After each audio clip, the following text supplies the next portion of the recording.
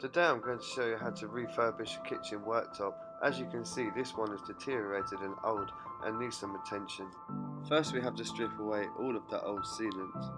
Use a sharp tool. The one I'm using has a bladed edge. Be sure to be thorough with the work because you do not want to come across any silicone sealant when you reapply it later on. Get right behind the upstand and do not leave one trace of silicone left. You could use a chisel like this one, make sure it's sharp. You need to use a variety of tools to make sure you get the job done. A Stanley blade is a bare necessity.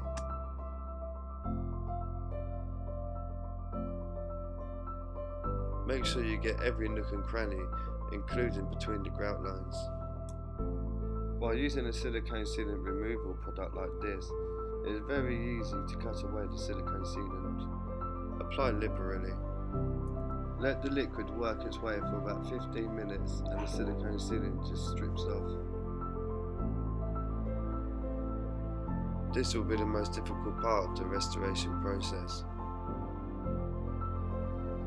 You may need to go over the area several times before you get it clear of all the silicone. Now just repeat the process all the way around the kitchen. Make sure you mask and tape up the sink area so you do not damage it while sanding. I will be using a Makita palm sander for this job.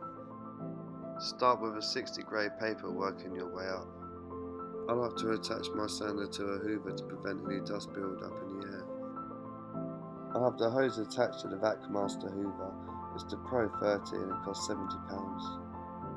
For the first stage of sanding, you just want to get rid of the varnish coat. There's no need to be methodical at this stage, just get the top layer off. In them hard to reach areas, you just have to sand it by hand.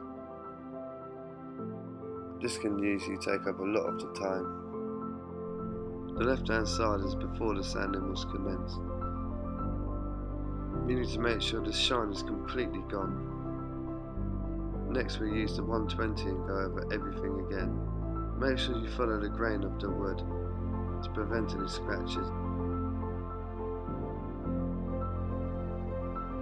Finish with a 180 grade.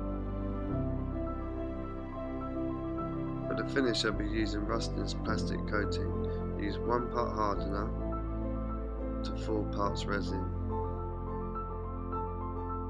Apply all of the difficult to reach places with a brush, making sure you coat all of the sections, all of the tops, all of the bottoms, and all of the front of the worktops as well. The next thing I do is pour the resin onto the worktop and roller, following the grain of the wood.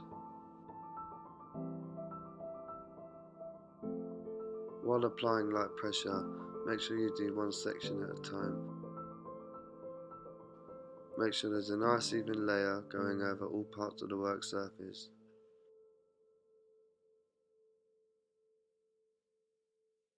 And here is the final result.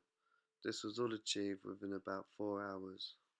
Restoring your worktop in this way will add years and years of more usage. In my next video I will be masticing up all of the edges.